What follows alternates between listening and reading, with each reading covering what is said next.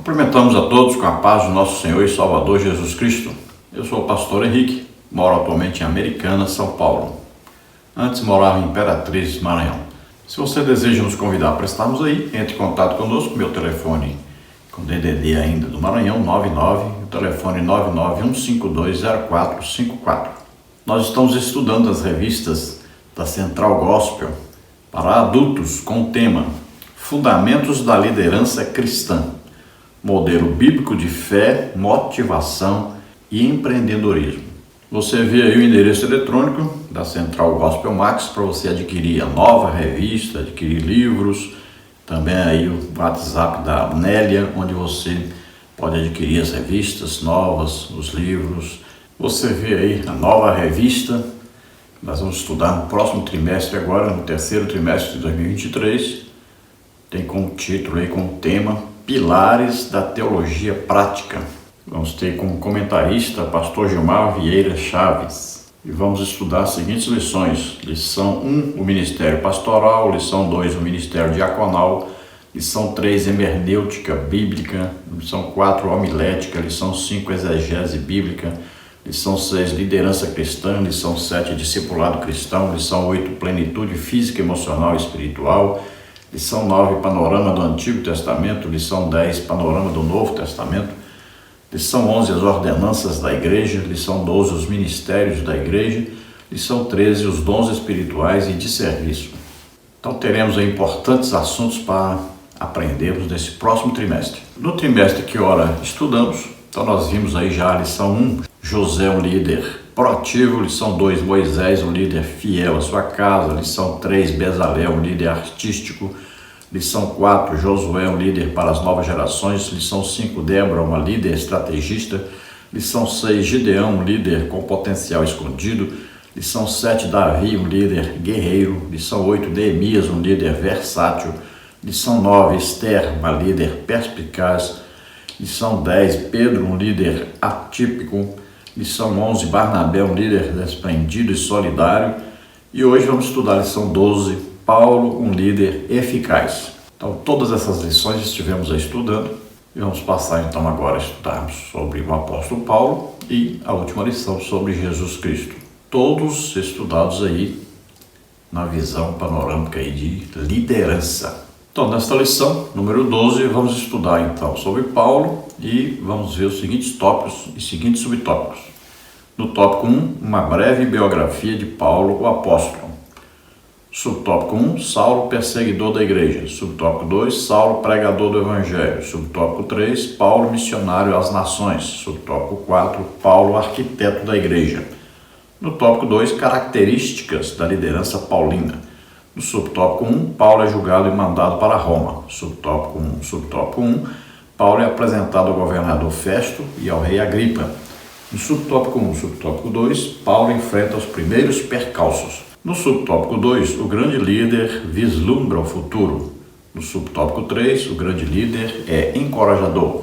No subtópico 4, o grande líder preocupa-se com as necessidades alheias. Então vamos procurar passar aí por todos esses tópicos e subtópicos estudando nessa lição. Vamos ver o texto bíblico básico, que está em Atos 27, 1, 4, 7, 9 a 11 e 21 e 22. Vamos ler. Como se determinou que havíamos de navegar para a Itália, entregaram Paulo e alguns outros presos a um centurião por nome Júlio, da corte Augusta. E partindo dali, fomos navegando abaixo de Chipre, porque os ventos eram contrários. E como por muitos dias navegássemos vagarosamente, havendo chegado apenas defronte de Sinido, não nos permitindo o vento ir mais adiante, navegamos abaixo de Creta, junto de Salmona. Passado muito tempo, e sendo já perigosa a navegação, pois também o jejum já tinha passado, Paulo os admoestava, dizendo-lhes: varões, vejo que a navegação há de ser incômoda e com muito dano, não só para o navio e a carga, mas também para a nossa vida. Mas o centurião cria mais no piloto e no mestre do que no que dizia Paulo. Havendo já muito que se não comia, então Paulo, pondo-se em pé no meio deles, disse: Fora, na verdade, razoável, ó varões, ter-me ouvido a mim e não partir de Creta, e assim evitariam este incômodo e esta perdição. Mas agora vos admoesto para que tenhais bom ânimo, porque não se perderá a vida de nenhum de vós, mas somente o navio. Então vemos aí a importância, de se crer mais naquele que conhece as coisas espirituais, naquele que conhece Deus, naquele que conhece todas as coisas, confiar naquele que tem intimidade com Deus, do que confiar naqueles que são profissionais, mas entendem das coisas humanas. A liderança espiritual é superior a qualquer outro tipo de liderança. Vamos ver o texto áureo que diz: para o que fui constituído pregador e apóstolo e doutor dos gentios, 2 Timóteo 1:11. Então Paulo foi constituído pelo próprio Jesus Cristo, foi escolhido, foi chamado pelo Espírito Santo e ele recebeu instruções do próprio Jesus Cristo. Então ele recebeu o ministério de Jesus. Ele era um pregador, ele era um apóstolo e era um doutor, ou seja, um mestre, um ensinador dos gentios. Então, pregador indica que ele foi chamado para ser um evangelista, ele era um apóstolo, ministério de apóstolo, e era um doutor, ou seja, ministério de mestre. Então, ele recebeu esses 3 ministérios do próprio Jesus Cristo e foi capacitado sobrenaturalmente pelo Espírito Santo para exercer estes 3 ministérios. Estes ministérios estão escritos aí, lá na carta do apóstolo Paulo aos Efésios, capítulo 4, versículo 11. Nós vamos ver que Paulo, ele diz a respeito do ensino, do estudo, do aprendizado que ele teve aos pés de Gamaliel, com apenas uma noção da palavra de Deus, que não tinha a revelação do Espírito Santo. Portanto, ele considerou aquele tipo de ensino que levava a obediência da lei como justificação diante de Deus, então ele considerou esse ensino como prejudicial ao seu aprendizado do que ele realmente agora, depois de salvo, ele vê, ele sabe, ele conhece agora, aprendendo de Jesus Cristo, aprendendo da orientação do Espírito Santo. Então em Filipenses 3 ele diz que considerou tudo como perda e não como ganho, porque o ensino levava à justificação através do cumprimento da lei e estava então equivocado. Vemos então em Atos capítulo 9, que Paulo é um vaso escolhido por Deus, está dito ali, porque Jesus disse para Ananias que Paulo era um vaso escolhido para fazer uma obra, uma grandiosa obra para Deus. O assunto de Paulo sempre era Jesus Cristo, e sempre falando a respeito de Jesus Cristo, aquele que foi crucificado por nós e ressuscitou. O ensino de Paulo sempre trouxe a doutrina bíblica, a doutrina verdadeira, a doutrina que deve ser ensinada na igreja. Paulo era um tipo de líder guerreiro, um tipo de líder que enfrentava qualquer tipo de situação para levar o evangelho a todos. E era um tipo de líder encorajador, ele sempre estimulava os seus liderados a batalharem pela fé, a combaterem pela fé. Então Paulo tinha um tipo de liderança antes de conhecer Jesus, também tinha liderança, mas uma liderança equivocada, e depois, quando conhece Jesus, ele passa a ter uma liderança conduzida pelo Espírito Santo. O tipo, então, de liderança de Paulo era a liderança visionária e versátil. Então, ele tinha sempre uma visão clara de tudo, do mundo inteiro e também do futuro. E uma liderança que era capaz de se adaptar a qualquer tipo de situação. Os objetivos que Paulo tinha traçado para a sua vida, ele então alcançou. Ele foi instrumento de Deus para pregar o Evangelho, abrir tantas igrejas em tantos locais, atingir quantos milhões de pessoas pôde ser possível ao seu ministério, e ele então estava ali. Então vamos estudar sobre Paulo, que é mais mencionado que qualquer outro no Novo Testamento, a não ser Jesus Cristo. Então aprendamos aí com o apóstolo Paulo e a sua liderança eficaz. Vamos à palavra introdutória que diz: a biografia do apóstolo Paulo abre um leque imenso de possibilidades de estudos, visto ter sido ele o nome de maior expressão do cristianismo depois do nome de Jesus. Nela, deparamos-nos com um grande repertório que vai da sua conversão à sua capacidade de compreensão e de revelação do mistério de Cristo, da sua experiência de vida como pregador do Evangelho aos seus escritos, da sua obediência aos líderes da igreja primitiva, à sua liderança expressiva, da sua autoridade apostólica, à sua humildade para servir. O apóstolo Paulo tinha plena convicção do seu chamado. Ele apresentava-se como apóstolo, mas também como servo de Jesus Cristo. Romanos 1:1, Filipenses 1:1. O título de apóstolo não inflamava o seu ego. Paulo era um homem humilde que não esperava que outros fizessem trabalho algum quando ele próprio era capaz de realizá-lo. Então, olhando nós para o apóstolo Paulo, o que está escrito a respeito do apóstolo Paulo, nós temos uma variedade imensa de coisas para estudarmos e aprendermos. Somente Jesus Cristo teve mais menção aí no Novo Testamento que o apóstolo Paulo. Então podemos aprender sobre a vida do apóstolo Paulo antes da sua conversão e depois da sua conversão. Temos bastante material para aprendermos sobre isto. Eu coloquei nos estudos escritos aí 13 lições que já estudamos sobre o apóstolo Paulo, onde podemos aprender muita coisa sobre a vida do apóstolo Paulo, seu ministério e sua grande liderança. Então foi um exímio pregador da palavra de Deus, foi um apóstolo de Jesus Cristo, enviado pelo próprio Jesus Cristo, sem sombra de dúvida nenhuma, e um mestre realmente da palavra do Senhor, trazendo grandes revelações sobre Jesus Cristo, sobre a igreja, sobre o futuro. E ele nos ensinou muita coisa também sobre uma vida de humildade, de serviço ao Senhor Jesus Cristo. Ele não possui apenas títulos aí de pregador, de apóstolo, de doutor, mas ele exercia o ministério. Então ele exercia esses 3 ministérios dados por Jesus Cristo a ele para exercer. Vamos ao tópico 1, uma breve biografia de Paulo, o apóstolo. Filho de pais judeus, nascido em Tarso, cidade célebre da Cilícia, como está em Atos 21:39. Paulo foi criado em Jerusalém e provavelmente herdou a cidadania romana de seu pai. Ao nascer, recebeu o nome de Saulo, que significa pequeno.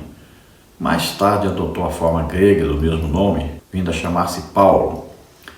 Nada se sabe acerca do ano em que ele nasceu, mas provavelmente foi na primeira década do calendário cristão, pois quando Estevão morreu, 32 depois de Cristo, Paulo era um jovem, como está em Atos 7:58. Sua compleição física não impressionava pessoa alguma, 2 Coríntios 10:10. Uma descrição de sua aparência no livro apócrifo de Atos de Paulo e Tecla diz: e ele viu Paulo que se aproximava, um homem de baixa estatura, quase calvo, pernas tortas, corpo volumoso, sobrancelhas unidas, um nariz um tanto adunco, cheio de graça, pois algumas vezes parecia um homem e outras vezes tinha a fisionomia de um anjo. A família de Paulo pertencia à tribo de Benjamim, era altamente religiosa e fazia parte da seita dos fariseus, como está em Romanos 11:1, Filipenses 3:5, Atos 23:6. Sabe-se também que Paulo foi ensinado aos pés do respeitado rabino Gamaliel, Atos 22:3, 26:4. Tinha uma irmã que vivia em Jerusalém, Atos 23:16, e tinha a profissão de fabricante de tendas, Atos 18:3, provavelmente herdada do pai. É impressionante, né, a quantidade de informações que nós temos na palavra de Deus sobre o apóstolo Paulo. Então veja que era filho de pais judeus. Ele nasceu na cidade chamada Tarso, na Cilícia. Como ali passou a pertencer ao Império Romano, então quem nasceu naquela cidade automaticamente passou a ser cidadão romano. Então Paulo era um cidadão romano. Ele recebeu o nome de Saulo, que vem da palavra Saul, da tribo de Benjamim. Provavelmente seu nome foi dado a ele exatamente em homenagem ao rei Saul. Então nós vemos aí o nome de Paulo. Em hebraico era Saul, em grego Saulus e em latim Paulus. E em português, então Paulo. Nós temos aí em Atos 13:9 a primeira vez que o nome Paulo foi adotado. Veja aí, todavia Saulo, que também se chama Paulo, cheio do Espírito Santo e fixando os olhos dele, disse, olha em Atos 13:9. Não quer dizer que o nome do apóstolo foi mudado. Tem gente que pensa que o nome dele foi mudado só porque Jesus mudou lá o nome de Pedro, né? Alguns pensam que o nome de Paulo foi mudado. Não. Aí são as traduções nas línguas. Então, hebraico, aí grego, né? Latim e português. Para você entender, olha, meu nome é Henrique, mas nos Estados Unidos me chamam de Henry. Olha aí. Então a pronúncia é diferente. A idade do apóstolo Paulo, a maioria adota que ele tinha provavelmente aí cerca de 9 anos a menos que Jesus Cristo. Vemos aí claramente escrito que ele tinha uma aparência desprezível, ou seja, assim como está escrito lá em Isaías sobre Jesus Cristo, né? Que a aparência também não agradava tanto assim aos olhos, né? Que a pessoa olhasse assim, procurando alguma beleza. Ela diz, nenhuma beleza víamos para o que desejássemos, né? Então, Paulo também não tinha uma boa aparência se alguém buscava uma pessoa com uma aparência muito bela. Existe um livro que é apócrifo, né? Paulo e Tecla, e lá dá a aparência do apóstolo Paulo, sua aparência física. Então, baixa estatura, quase totalmente calvo, né? Era careca, né? Não totalmente careca, mas era careca. Tinha as pernas pouco tortas, muito provavelmente devido a longas cavalgadas, né? Às vezes em camelos, às vezes em cavalos, né? Fazia muitas viagens. Corpo volumoso aí indica que ele era forte, né? Acostumado a trabalhar, fazendo tendas. Então tinha uma força física grande. Tanto é que suportou muitos açoites, socos, pontapés e tudo mais. Sobrancelhas unidas, tinha um nariz avantajado, que era normal no judeu, aquele formato de tucano, né? E cheio de graça, indica que era uma pessoa alegre, né? Gostava de conversar com todos. Então ele transmitia aí uma simpatia a todos. Então na sua descrição indica que ele era um homem como normalmente eram os outros, e muitas vezes então era visto como se fosse um anjo quando estava então operando, né, as maravilhas de Deus, estava ali sendo um instrumento de Deus para pregar a palavra de Deus, para ensinar e para também ser usado em sinais, prodígios e maravilhas, como sempre ele era. Era um exímio imitador de Jesus Cristo. Então, como judeu, era da tribo de Benjamim e foi criado estudando aos pés de Gamaliel, um importantíssimo rabino judeu. E ele estudava em Jerusalém. Sabemos aí que ele tinha uma irmã que morava em Jerusalém. Sabemos que o filho dessa irmã foi até onde Paulo estava preso para comunicar a ele a trama que existia para matá-lo, né? Então ele tinha uma irmã. Sabemos aí da sua profissão. Então, além de pregador, de apóstolo, né, de doutor, ele tinha uma profissão para trabalhar com as mãos. Os judeus sempre fazem isso. Todo judeu tem a sua formação profissional, mas ele também tem uma profissão que ele possa trabalhar com as mãos em alguma coisa. No caso de Paulo, ele fabricava tendas. Alguns acreditam que ele tinha ainda, além dessas formações, ele tinha uma formação sobre estética, sobre matemática, sobre filosofia, sobre esportes. Então ele tinha um conhecimento grande de outras coisas. Isso a gente pode aprender dos ensinos do apóstolo Paulo, comparando coisas espirituais com coisas materiais, com coisas humanas e profissões humanas. Aí vemos que Paulo tinha um conhecimento da língua hebraica, da língua aramaica, da língua grega e também do latim. E culturalmente, Paulo tinha um conhecimento muito vasto porque ele percorreu, desde ali de Jerusalém até em Roma. Então, ele conhecia todas aquelas culturas ali em volta do mar Mediterrâneo.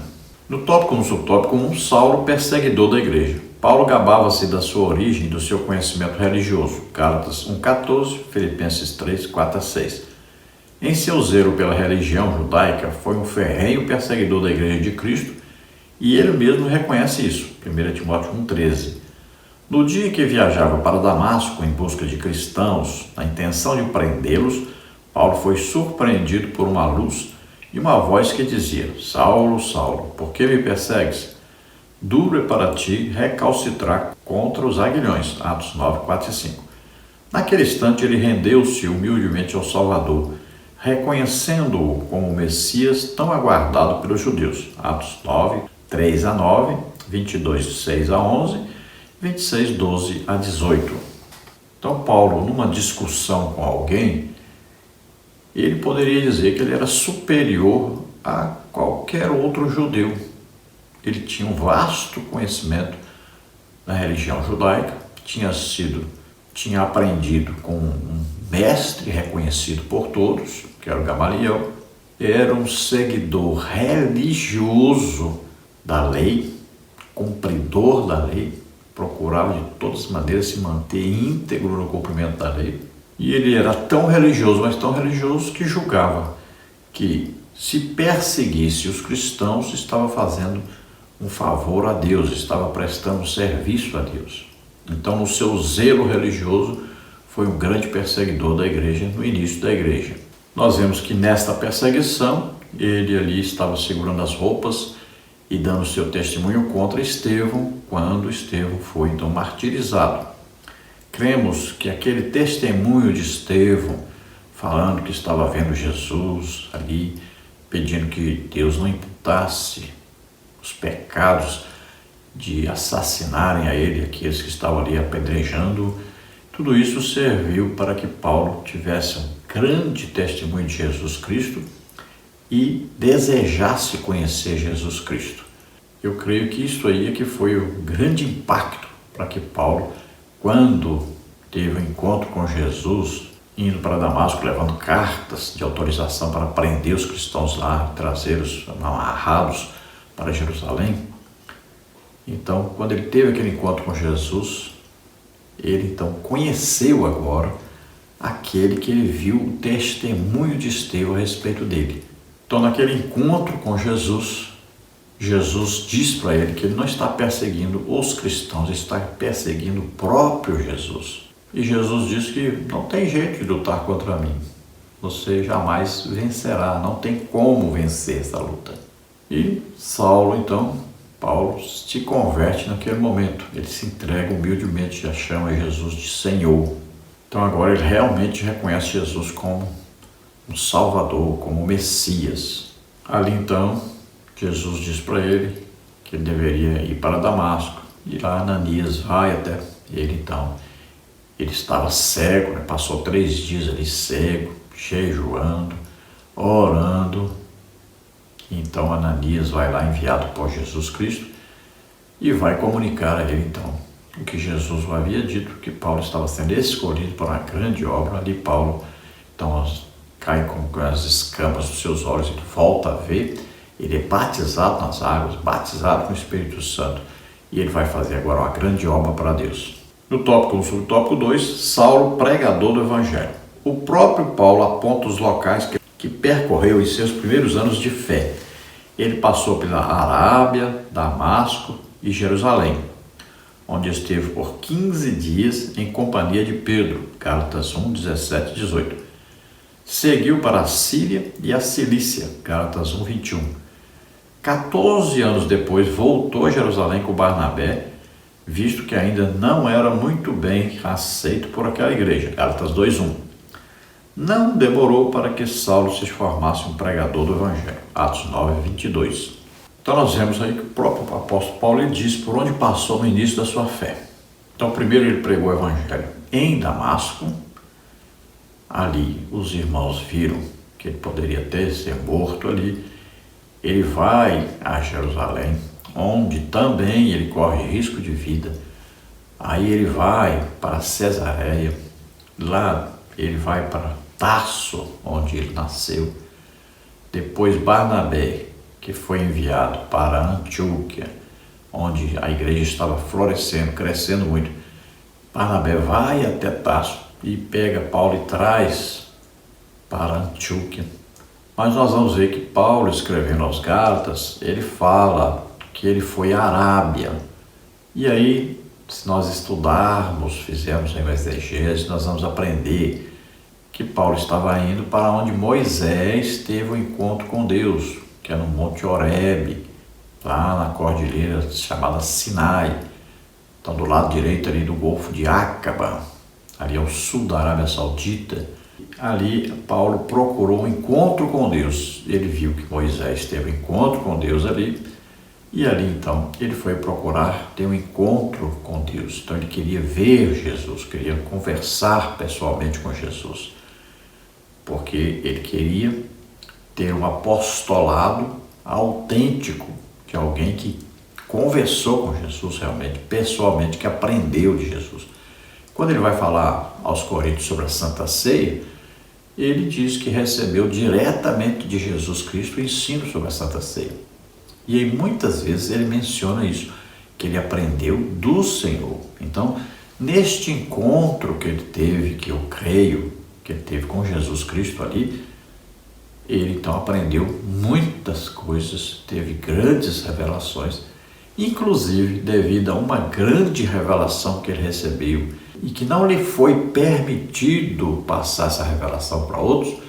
Foi exatamente por isso que ele teve um espinho na carne, que eu acredito que é uma cegueira, já que ele diz que estava escrevendo com grandes letras, que é coisa que alguém que não enxerga bem escreve, e também ele disse aos Gálatas que, se possível for, eles arrancariam os próprios olhos e dariam seus olhos a ele. Então, para mim, isso indica que ele tinha um problema na visão, que era o espinho na carne dele.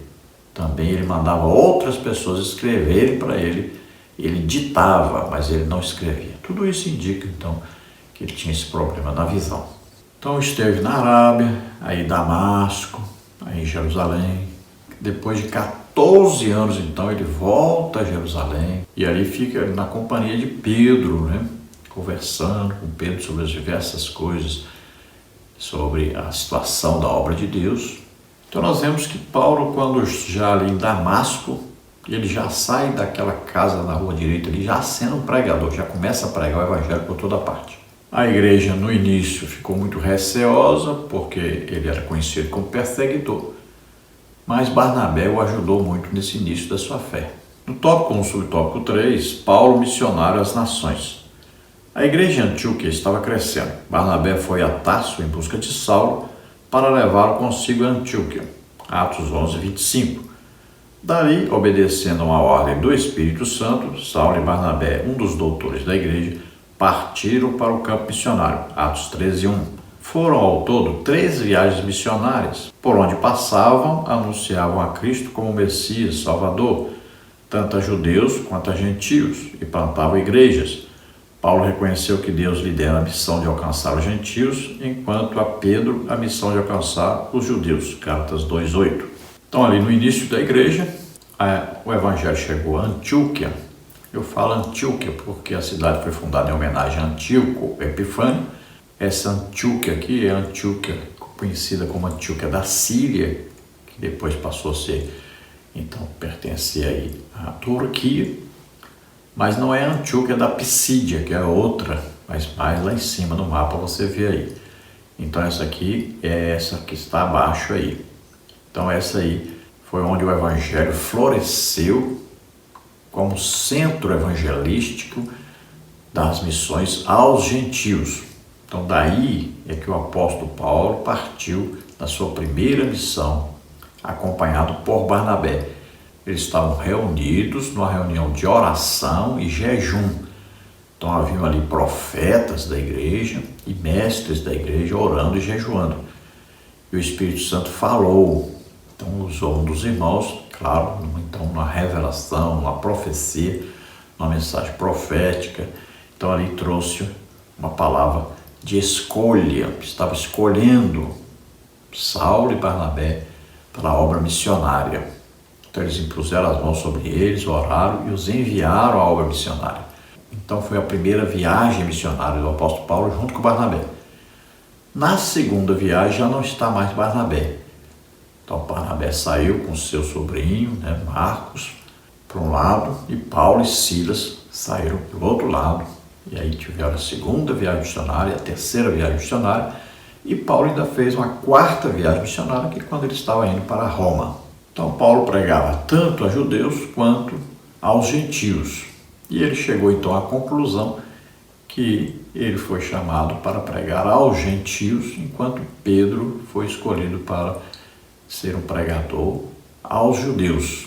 Então essas viagens foi sempre na orientação do Espírito Santo, na condução, tudo o Espírito Santo estava ali, fechando a porta, abrindo porta, indicando para onde Paulo deveria ir. Sempre o Espírito Santo esteve ali presente, porque Paulo era dependente da orientação do Espírito Santo. Por diversas vezes, Paulo teve também a presença de Jesus Cristo falando com ele. No subtópico 4, Paulo, arquiteto da igreja. O apóstolo Paulo auto-intitula-se sábio arquiteto da igreja. Observe, segundo a graça de Deus que me foi dada, pus eu como sábio arquiteto o fundamento, o outro edifica sobre ele. 1 Coríntios 3,10. Além de hábil evangelista e plantador de igrejas, o apóstolo Paulo deixou um grande legado para o cristianismo. Foram 13 cartas doutrinárias, por meio das quais a Igreja de Cristo norteia-se para compreender e exercer sua fé. O Espírito Santo que o inspirou deixou registrada nessas cartas a porção necessária para o desenvolvimento do caráter cristão. É verdade que contamos com outras cartas, as quais fornecem ao corpo de Cristo importantes instruções, como a de Hebreus, cujo autor é desconhecido, e as escritas por Pedro, Tiago, João e Judas, mas estas não cobrem assuntos de maior profundidade teológica, como os encontrados nos escritos paulinos. Então veja que Paulo, ele se declara a si mesmo como um sábio arquiteto, que colocou o fundamento, ou seja, ele passou evangelizando, pregando a palavra de Deus, ensinando as doutrinas básicas do cristianismo, e depois os outros que passavam pregando, então eles poderiam pregar qualquer coisa, mas os irmãos já tinham o que? A base doutrinária para permanecerem firmes. Então nada mais poderia atrapalhar a fé deles, porque eles tinham uma base. O importantíssimo trabalho é esse de colocar a base, que é o quê? É o discipulado, onde as doutrinas básicas da palavra de Deus devem ser ministradas, ensinadas com dedicação, com amor, com insistência. Então, essas doutrinas básicas que nós achamos nos escritos em Hebreus, aí a doutrina básica de batismos, de imposição de mãos, da salvação pela graça de Deus mediante a fé, doutrina de batismo nas águas, batismo com o Espírito Santo, os dons espirituais. Tudo isso são coisas básicas que devem ser ensinadas, ministradas, para que depois a pessoa possa receber outros estudos, outros ensinos. Então Paulo era um evangelista mesmo, que tem um ministério dado pelo próprio Jesus Cristo, ministério equipado com dons do Espírito Santo. Então era também um apóstolo, né, que abria a igreja. Um apóstolo porque foi enviado pelo próprio Espírito Santo com a missão então de abrir igrejas, de pregar o evangelho por toda parte. E era um mestre, um doutor da palavra de Deus, que ensinava claramente a palavra de Deus de maneira que as pessoas pudessem aprender. Então era de maneira simples. Então ele diz sempre que ele queria mostrar Jesus Cristo às pessoas, queria ensinar o básico sobre Jesus Cristo para que eles permanecessem na sua fé. E ele chega a dizer que não foi com sublimidade de palavras que ele transmitiu o evangelho, pregou e ensinou a todos. E ele pregou sempre com demonstração de poder, para que a base, para que a fé de cada um não se apoiasse em palavras. Veja só, que se apoiasse na presença realmente, presença real e poderosa de Jesus Cristo entre eles. E isso era demonstrado com sinais, prodígios e maravilhas. Então era um imitador mesmo de Jesus Cristo, ensinando, pregando e curando a todos. Isso é o ministério de Jesus. É o ministério que nós devemos copiar de Jesus Cristo. Quanto às cartas, eu creio que o apóstolo Paulo escreveu então as 14 cartas, porque eu incluo aí Hebreus. Ao meu ver, Paulo escreveu também a epístola aos Hebreus.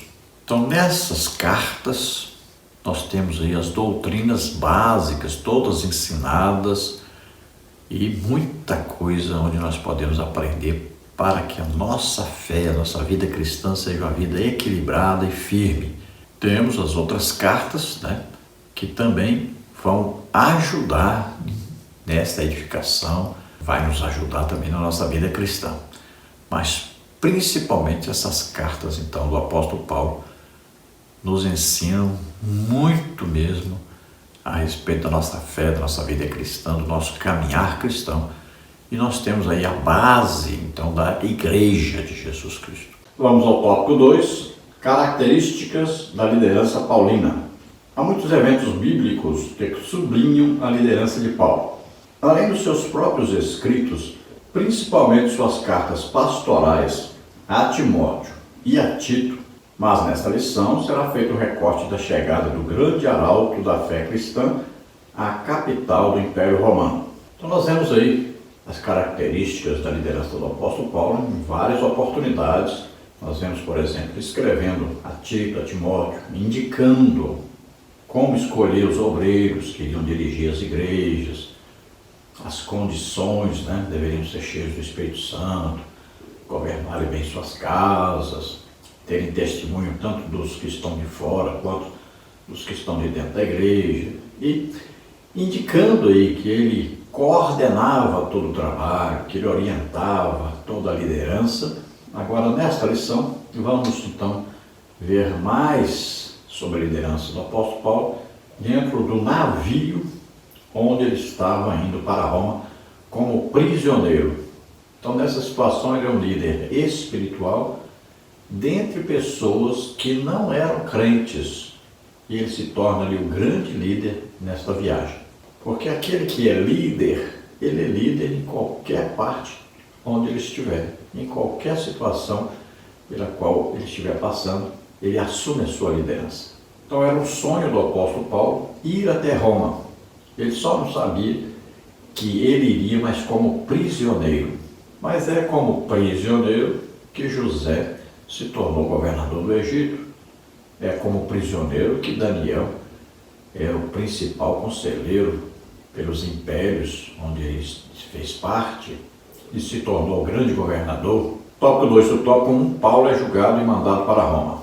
Os judeus, incomodados com a pessoa de Paulo, faziam de tudo para interromper sua trajetória. Um grupo de judeus vindos da Ásia, vendo Paulo e alguns irmãos adentrarem ao templo em Jerusalém, lançaram mão dele, acusando-o de pregar contra a lei e de profanar o templo. Em seguida, arrastaram-no para fora dali, fecharam as portas e tentaram matá-lo. Atos 21, 27 a 31.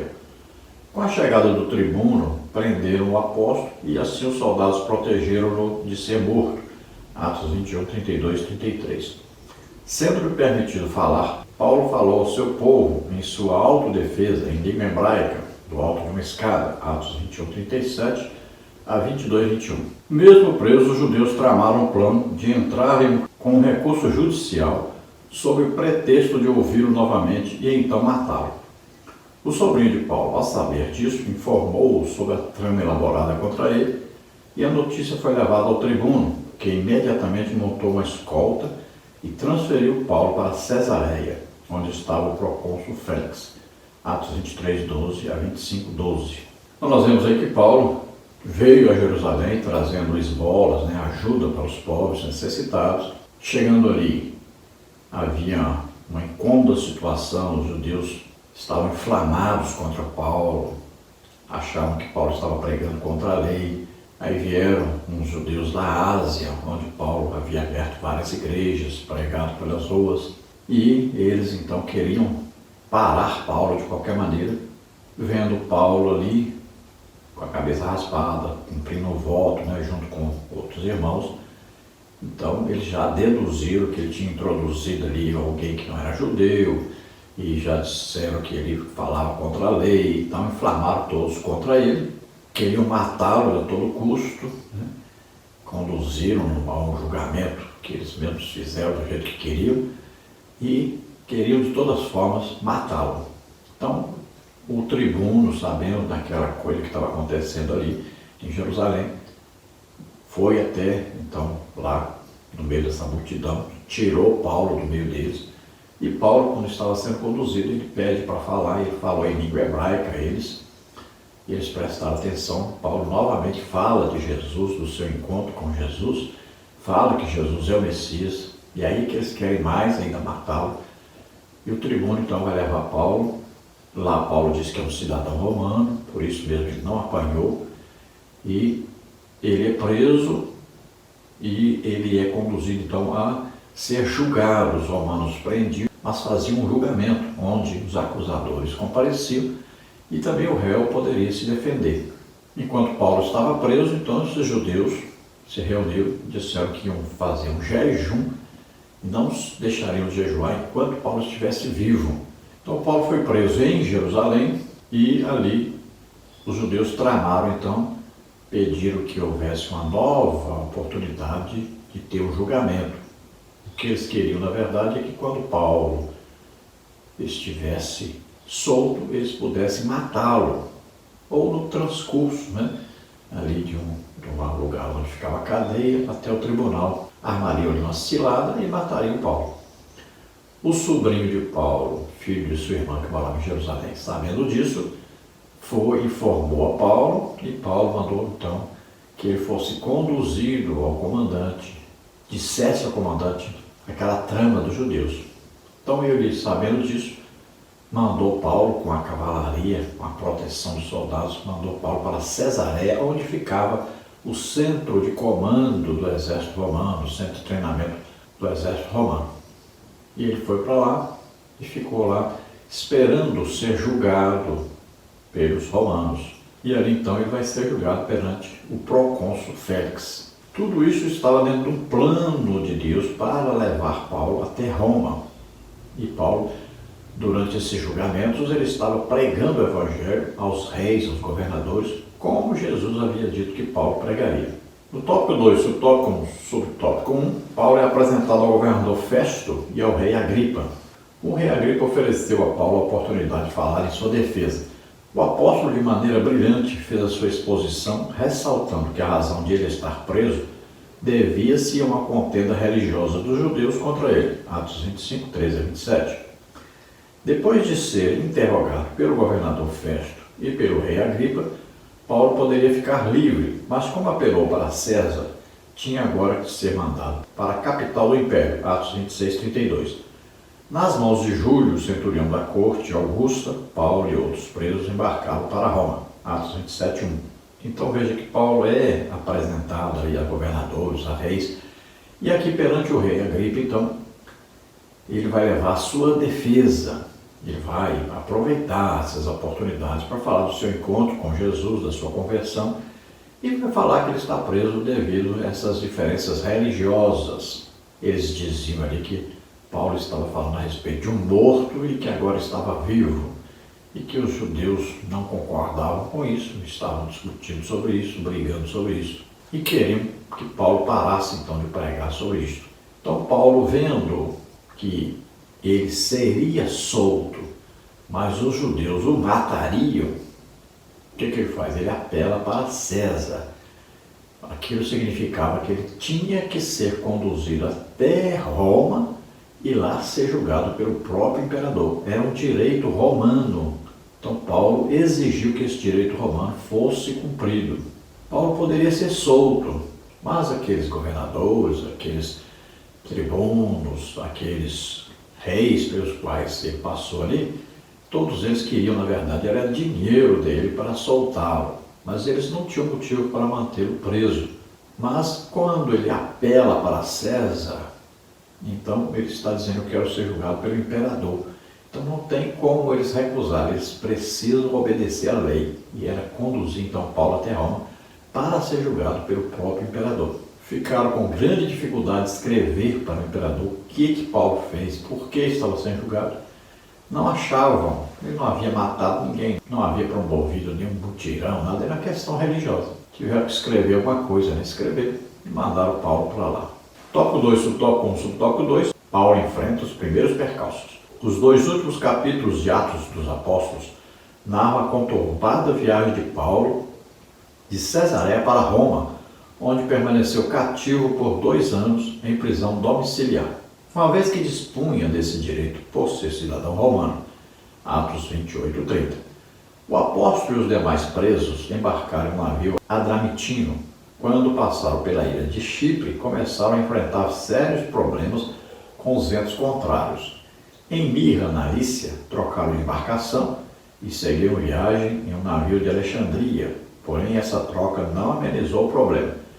Atos 27. Então, no final do livro de Atos, nós vamos ver aí a prisão de Paulo e a condução de Paulo agora para Roma. Ele entra em um navio, os ventos são contrários, existe uma dificuldade de navegação, são mudados aí os prisioneiros, não era só Paulo que era prisioneiro, os prisioneiros também foram mudados para outro navio, agora um navio de Alexandria, e eles então foram levados naquele navio, e Paulo estava como prisioneiro, então sendo conduzido para Roma, onde ficaria ali 2 anos na prisão, uma prisão domiciliar, uma casa. Ali os soldados ficavam ali guardando o tempo todo, e ele aproveitou para pregar esses soldados, também pregar aos judeus que moravam em Roma, e ele aproveitou ali também para ministrar palavras a diversas pessoas, orar, e diversas pessoas foram curadas, diversos milagres aconteceram ali através do apóstolo Paulo, que mesmo sendo prisioneiro, aproveitou essa oportunidade para pregar o evangelho a todos. No tópico 2, subtópico 2, o grande líder vislumbra o futuro. Paulo recomendou que permanecessem ali por algum tempo, dizendo: a navegação há de ser incômoda e com muito dano, mas não só para o navio e a carga, mas também para a nossa vida. Atos 27, 10. Com Paulo aprendemos que o grande líder não precisa ocupar uma posição de proeminência para dar o seu parecer sobre uma situação emergente e potencialmente calamitosa.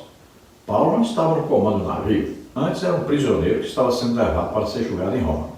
No entanto, sua percepção era aguçada, ele enxergava adiante. As condições do tempo não lhe permitiram ficar calado. O apóstolo pensava na segurança de todos.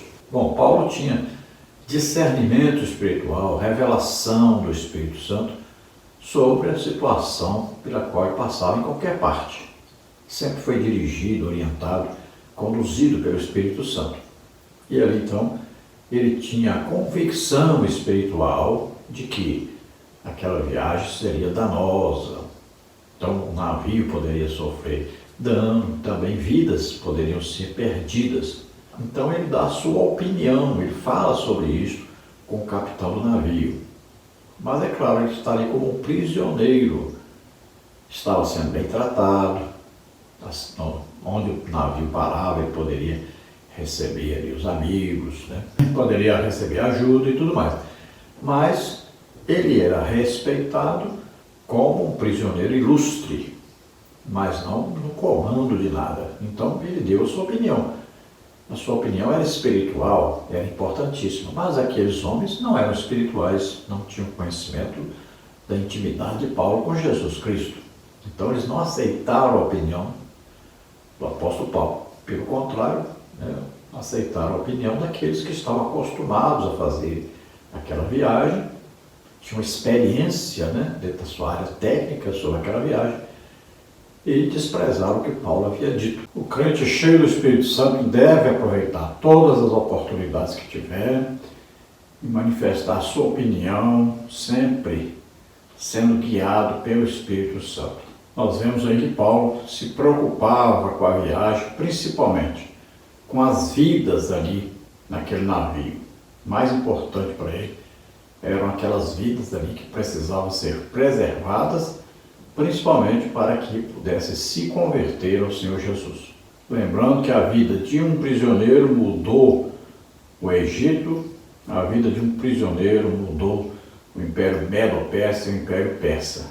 Tópico 2 do tópico 3, o grande líder é encorajador.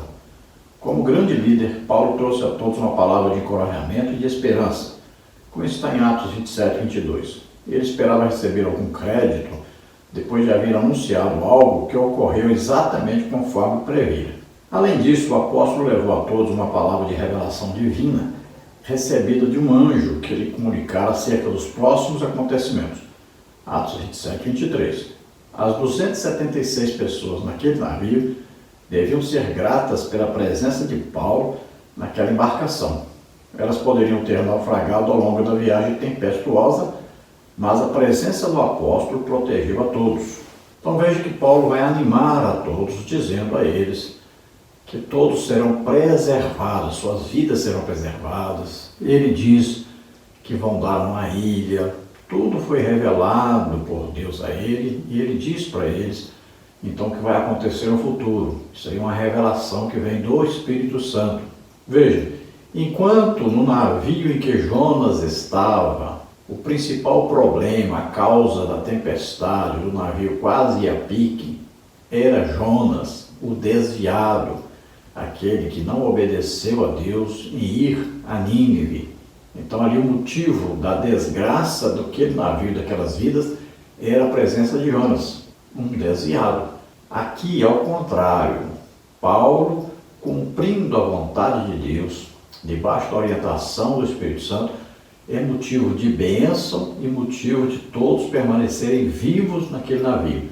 Se tirasse Jonas daquele navio, todos estariam em paz. Se tirasse Paulo desse navio, todos morreriam. Olha a grande diferença de um servo de Deus e aquele que está desviado, aquele que está em desobediência. Esta é a grande diferença. Então Paulo agora tem crédito junto ao capitão. A ideia foi dada de matar todos, mas o capitão do navio quer preservar a vida de Paulo, porque viu nele agora um homem de Deus, então permite que todos saiam do navio a nado. Olha só, agora Paulo conquistou uma posição ali de liderança, de conselheiro das pessoas. Tópico 2 do tópico 4, o grande líder preocupa-se com as necessidades alheias. Passados 14 dias desde a última refeição, Paulo recomendou a todos que comessem. Portanto, exorto-vos a que comais alguma coisa, pois é para a vossa saúde. Atos 27, 33 a 38. O apóstolo preocupava-se com a saúde física dos seus companheiros mais próximos. Todos teriam ainda de enfrentar outro desafio, pular ao mar para chegar à ilha de Malta. Assim calharam o navio e saltaram dele.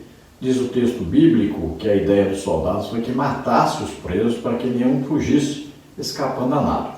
Mas o centurião, querendo salvar a Paulo, lhe estorvou este intento, mandou que os que pudessem nadar se lançassem primeiro ao mar e se salvassem em terra, e os demais, uns em tábuas e outros em coisas do navio. Deste modo, todos foram salvos. Atos 27, 39 a 44. Então vemos aí que Paulo se preocupa com a saúde de todos, fala para que todos comessem. Eles precisariam estar bem fisicamente, eles teriam que nadar agora do navio até a ilha de Malta. Veja que aqueles prisioneiros seriam todos mortos, a ideia era matá-los. Mas o centurião, querendo preservar a vida de Paulo, vendo em Paulo um homem de Deus, então não deixou que matassem. Então todos podem pular na água aqui, sair do navio e se agarram em alguma coisa, aqueles que não podem nadar, que não sabem nadar, e vão para a ilha. Veja, todos foram salvos por causa de Paulo. Então a palavra de Deus aqui é bem clara e contundente, está nos ensinando mesmo que por causa de Paulo é que todos não morreram. Então se Paulo não estivesse naquele navio, eles iriam morrer todos. Então Deus estava preservando, dando a Paulo a vida de todos. Naquela ilha também Paulo deu um bom testemunho da sua fé, né? Vemos ali a serpente mordendo a mão de Paulo, ele não morreu, não teve problema nenhum, enquanto todos esperavam que ele morresse. Vemos Paulo curando o pai ali, do dono da ilha. Vemos ali Paulo curando vários doentes enfermos. Estão dando testemunho. Imagina o impacto que isso criou nos habitantes da ilha e aqueles mais de 200 homens que estavam com Paulo no navio. Imagine, isso é uma legítima pregação do Evangelho. Eram 276 pessoas naquele navio. Imagine, uma congregação inteira, né? Grande congregação, sendo todos ali salvos devido à presença de Paulo, e viram o testemunho depois de Paulo na ilha, Deus operando milagres, maravilhas através dele. Depois aí Paulo então é conduzido a Roma, né? Os irmãos o recebem ali, ele vai ficar numa casa alugada, vai continuar pregando o Evangelho, sendo usado em sinais, prodígios, maravilhas, vai escrever cartas lá da prisão, e nós podemos acreditar aí que depois que ele foi solto, ele ainda vai à Espanha, onde tanto ele queria ir, prega o Evangelho, volta, depois é preso novamente. E aí a história, né, diz, não a palavra de Deus, mas a história diz que ele foi degolado ali no tempo de Nero. No final então da sua vida é assim, não sabemos, não temos certeza, mas assim que narra a história humana. O livro de Atos não fala nada, porque o livro de Atos dá a entender que ainda o livro de Atos dos Apóstolos está sendo escrito. Enquanto houver a igreja na terra, o livro de Atos dos Apóstolos continua sendo escrito, agora no céu. Né? Continua sendo escrito tudo que acontece, tudo que Jesus continua fazendo agora através da igreja. Vamos ver a conclusão. Essa história específica apresenta outros desdobramentos no último capítulo do livro de Atos, capítulo 28. Mas nossa análise se encerrará neste ponto. Temos de admitir que a vida do apóstolo Paulo tem muito a nos ensinar. O pouco que vimos sobre a força da sua liderança neste episódio abre os nossos olhos para entender que um líder levantado por Deus é apto para contribuir com a sua experiência de vida, sua sabedoria e tenacidade, até mesmo fora do seu ambiente. A história de Paulo se encerra em Roma, onde ele esteve por 2 anos, em uma casa que alugaram, pregando o reino de Deus e ensinando com toda a liberdade as coisas pertencentes ao Senhor Jesus Cristo, sem impedimento algum. Atos 28, 31. Paulo ensina-nos, acima de tudo, que o grande líder combate o bom combate, acaba a carreira e guarda a sua fé. 2 Timóteo 4, 7. Então vimos aí um resumo, né? Bem resumido mesmo, do apóstolo Paulo, seu ministério, tanto de evangelista, quanto de apóstolo, quanto de mestre. Vimos aí o seu trabalho missionário, vimos aí os seus ensinamentos preciosos, vimos aí o seu testemunho como líder. Tanto era líder antes de conhecer Jesus, é liderança equivocada, e vimos a sua liderança, né, como apóstolo aí, pregador, e também como ensinador da palavra de Deus, um homem que se dedicava à oração, ao jejum, à doutrina da palavra de Deus, a pregar, ensinar, ganhar muitas almas, e um homem tremendamente usado em sinais, prodígios e maravilhas. Um imitador, aí um íntegro imitador de Jesus Cristo. Em tudo ele procurava imitar Jesus Cristo, tanto nos sofrimentos quanto na pregação, no apostolado, tanto como mestre, quanto nos sinais, prodígios e maravilhas. Vemos que o livro de Atos encerra então falando da prisão de Paulo e não fala como ele morreu, nem cita, né, sua ida à Espanha, sua volta, sua prisão outra vez. Não cita aí o finalzinho da vida de Paulo. E nós temos a história narrada por muitos. Algumas são invencionices, outras coisas podem ser verdade, O certo é que Paulo fez uma grande obra para Deus, foi um grande instrumento de Jesus Cristo na terra, sempre guiado, orientado pelo Espírito Santo, e isso nos ensina muito a sermos assim, dedicados, entregarmos totalmente nossas vidas, nossa direção da nossa vida ao Espírito Santo, sempre procurando contato íntimo com Jesus Cristo, conversarmos, falarmos com Jesus, ouvirmos Jesus falar conosco. Devemos exercer então uma liderança espiritual onde quer que nós estejamos. Vamos orar agora. Se você ouvindo a palavra de Deus, se você crê que Jesus Cristo, Filho de Deus, veio à terra, nasceu aqui como homem, viveu como homem, levou sobre ele nossos pecados, doenças, enfermidades, morreu por nós na cruz e ressuscitou. Se você crê nisso, você é salvo agora e recebe o Espírito Santo agora, e você vai ser chamado, escolhido por Deus para fazer uma grande obra para Deus. Vamos orar agora. Se você está doente ou está enfermo, creia, você recebe agora a sua cura, recebe o seu milagre. Vamos orar.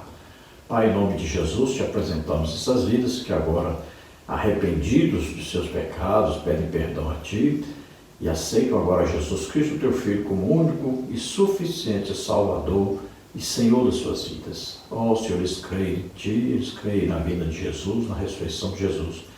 Recebe-os por filhos, escreve seus nomes no livro da vida, concede a eles agora o Espírito Santo. Arreglare-los te virminas, arreglare-te-os torfanecei. Se alegre, porque a luz está à sua frente, o caminho está à sua frente para ser seguido, e Jesus está com você. O Espírito Santo está aí dentro de você a partir de agora, te conduzindo, te orientando. Em nome de Jesus, você que está doente, está enfermo, receba a cura agora. Solta em nome de Jesus toda doença, toda enfermidade, solta essas vidas. Toca neles agora, Senhor. Em nome de Jesus, receba a sua cura, receba o seu milagre. Em nome de Jesus, receba a sua libertação. Em nome de Jesus. Amém? Glória a Deus. Não se esqueça, se você deseja receber os nossos slides que nós usamos aqui, mais estudos escritos a respeito da lição, em PDF, em PowerPoint, então entre em contato conosco e envio para você gratuitamente. Dê aí um like, se inscreva em nosso canal, divulgue nosso trabalho para outras pessoas também. Esperamos te ajudar, os irmãos. A paz do Senhor, Deus abençoe.